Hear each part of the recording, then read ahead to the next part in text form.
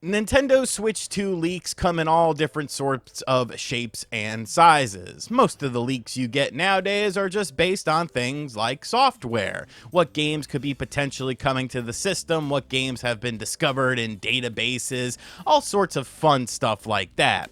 And in that sort of situation, there's really a no harm, no foul sort of thing I feel with it because of the fact that we know about the system. We know about what to expect to come to the system, and we have seen and held the system in action as it's been out for a couple of months now. However, things weren't always like that with Nintendo Switch 2 leaks, especially before we got the initial Nintendo Switch 2 reveal trailer. There was a lot more secrecy going on with this. But that, of course, didn't stop people from potentially leaking information. Back at CES 2025, there was a large incident that took place that definitely had the ire and eyes of many Nintendo fans and Nintendo themselves. Now, CES 2025 is, of course, Consumer Electronics Show, in which different companies show off future products and kind of the future of electronics in a showcase format. Now, one of the companies that was there was a company that makes accessories for various video game platforms called Genki.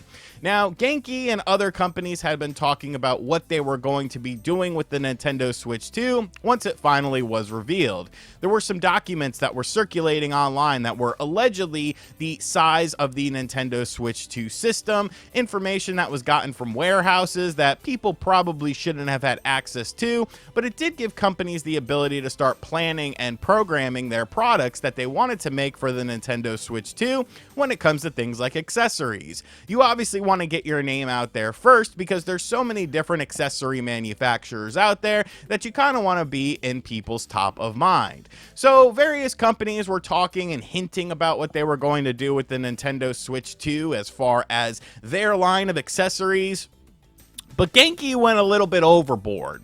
You see, Genki pretty much showed up at CES 2025 with a full display booth of Nintendo Switch 2 accessories, branded with Nintendo Switch 2 logos, demonstrations of how the Nintendo Switch 2 was going to be in size.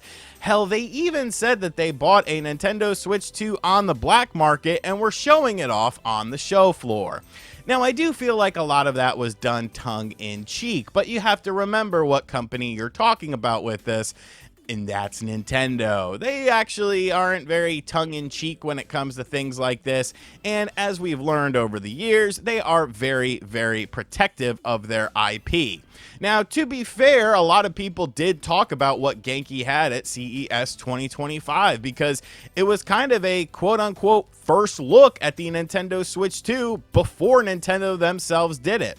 Of course, those specifications of the system size ended up being 100% correct as well. So in retrospect, it really was sort of a deeper look at the system that we had not seen before up until that point, and Genki was now the focal point of the situation. I made videos talking about it when it came out, and I definitely felt like they were tiptoeing on a very dangerous line, and well, yeah, the next day at CES 2025, Genki's booth was no longer there. In the middle of the night, they had packed up and left the show floor, and boy, oh boy, optically speaking, things did not look very good for Genki. Now, Genki did make an eventual statement on the situation, saying that they were apologizing for it, they were working with Nintendo to provide quality products in the future and make Nintendo happy and not violate their IP, but the damage was indeed done, and Nintendo was not happy about this. So what ended up happening with this situation? Well,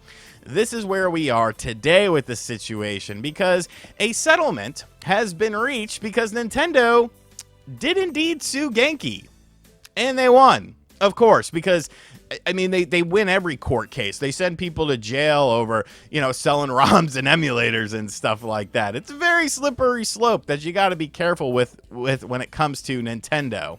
So basically what ended up happening was Nintendo and Genki reached a settlement in the lawsuit, and it was pretty much focused on that Switch 2 mock-up that they had, the alleged black market Nintendo Switch 2 system that they were showing people off at this event. And Genki also said that they did not illegally obtain a pre-launch Nintendo Switch 2, but Genki does have to pay Nintendo damages, and that amount is undisclosed right now at the court case in the information that we have so far.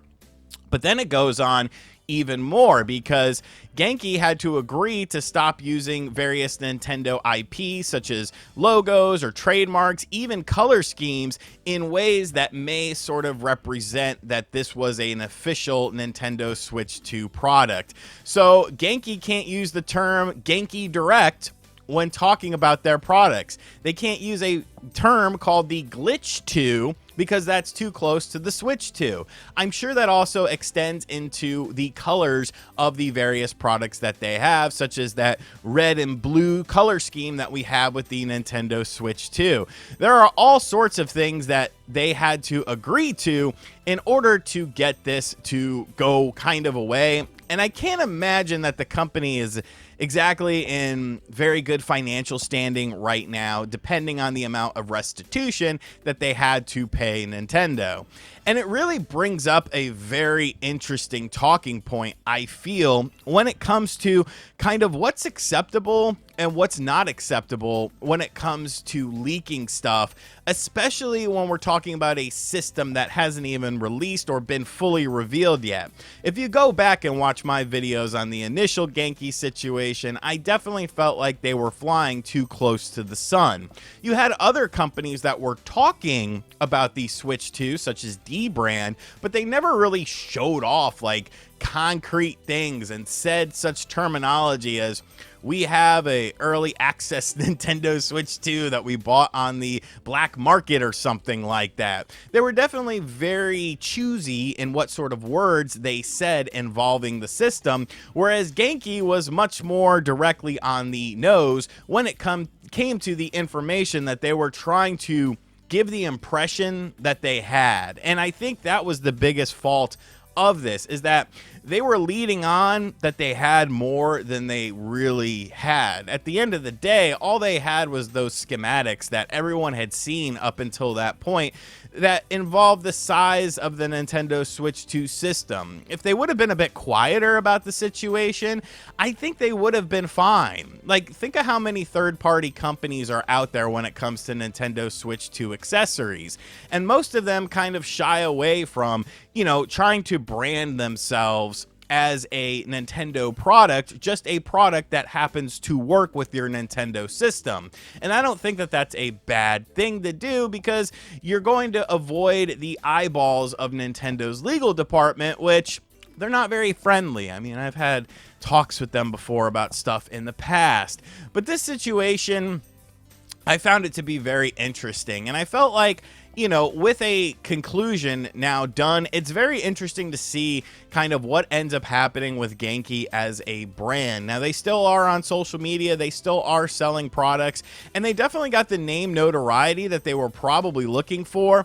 But you got to remember that not necessarily all publicity is good publicity. And I feel like in this sort of situation, maybe that publicity wasn't really worth it at the end of the day. But I guess that remains to be seen. This could be something where now the Genki brand, people want to latch onto it because, they felt the wrath of Nintendo. And there is a contingency of Nintendo fans who do feel like they overstep their boundaries when it comes to stuff like this, and they may support the company Genki more now because of the legal ramifications and the restitutions that they have to pay Nintendo, when in actuality, I mean, where was the loss of money for Nintendo in this? Like, that's kind of the weird thing about it.